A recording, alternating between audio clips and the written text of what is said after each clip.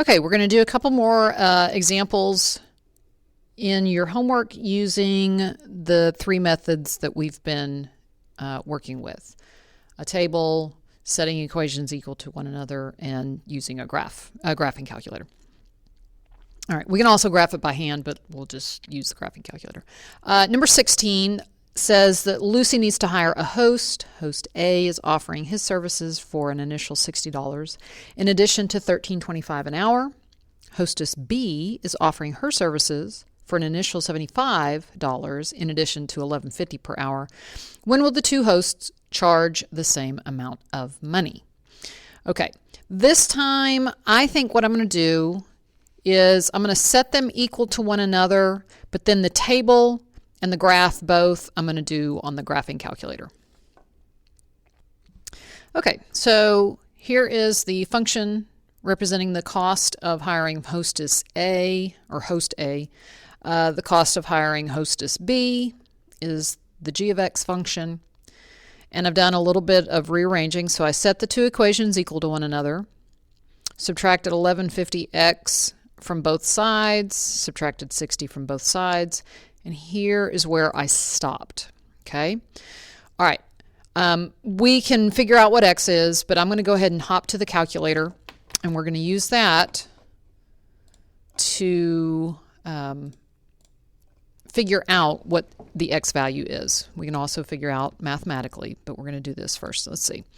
So clear that all. We have 60 plus 13.25x, and we have 75 plus 11.50x. Window 0 to 10 is probably going to be good enough. I'll go up to maybe 12 just in case.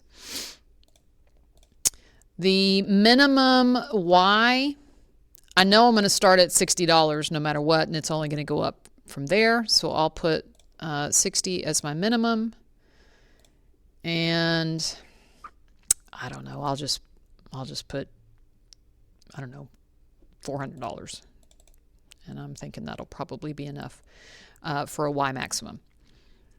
Then I'm going to go hit the graph. Okay, and it's kind of hard to tell where they cross because the two lines don't have the same slope, but their slopes aren't all that different. So again, I can do my little trace, but first I might want to look at my table that I generated. So here's my table. And I'm looking for where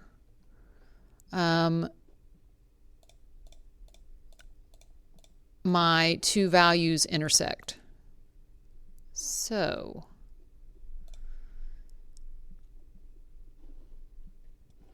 okay, if you notice for x equals 7, my first function, my y1, which was my hostess or host A, 152.75, hostess B, 155.5. At 8, 166 and 167, and hostess B is still a little bit bigger. But then by the time we get to 9, host A has a slightly bigger number. So the changeover's happening somewhere between 8 and 9. So I know that just from looking at my table. Let's go back to the graph. If I hit trace,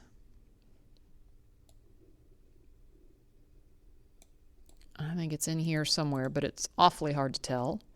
So we can just go straight over to second trace, which is the calculate menu. Let's figure out where they intersect.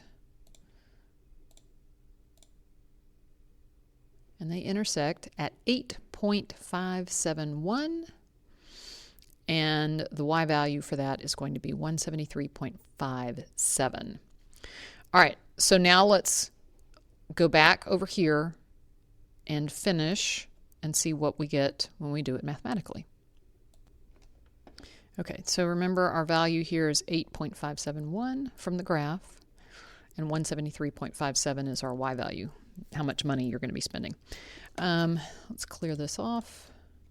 Go back to our just regular cursor. We're just doing regular math, and we're going to do 15 divided by 1.75. And you get 8.571, which is exactly what we got when we did the intersection on the graph.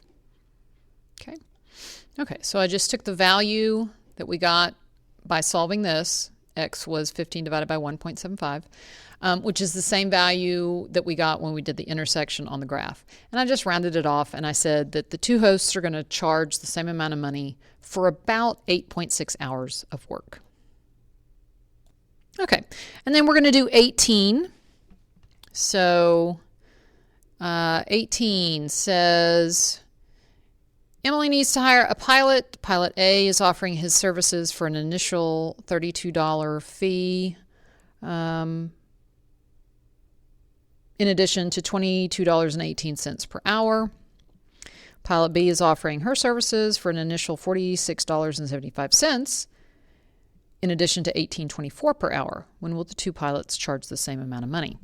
Okay, so again, let's talk about what the equations should look like. So let's write those down.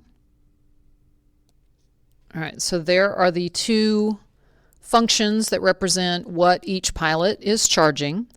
We want to set those two functions equal to one another because we want to know at what x value are they charging the same amount of money. All right, so let's set them equal to one another. All right, so I set them equal to each other here, and then I subtracted 18.24x from both sides, which eliminates it here. I subtracted 32 from both sides, which eliminates it here. Okay, and this is what I've got so far, and I'm going to stop here and go to the calculator. So 3.94x is equal to 1475. All right, so at y equals, we're going to put in our equations. 32 plus 22.18 an hour, and 46.75 plus 18.24 an hour. My window settings, I went ahead and changed those already, and you might want to change yours. From 0 to 10, that's plenty on your minimum x and y, minimum and maximum x values. 32 is going to be your minimum y value because I can tell from the equations, and I just left 400. So if you will go to the graph, notice you've got two lines. They do cross somewhere in here. Their slopes are not all that different. If you go to second graph, you can look at the table. Okay. At 3, pilot A is charging less than pilot B. But by the time you get to 4 hours, pilot A is charging more than pilot B. So the switchover is somewhere between 3 and 4 hours. I can tell that just by looking at the table. If you want to go back to the graph, we can move it around a little bit. I think my guess is, going to be in here somewhere, but it's kind of hard to tell. And instead of just messing around and guessing, we'll just hit second trace to go to the calculate menu, intersect, hit enter. First curve, second curve, take a guess, sure thing, boom. All right, so there is the guess based on the intersection of the two lines on the calculator. So it says 3.74. Let's see. All right, so according to the calculator, at 3.74365 hours, they will both be charging $115.03. Okay, so that's according to the intersection on the graph.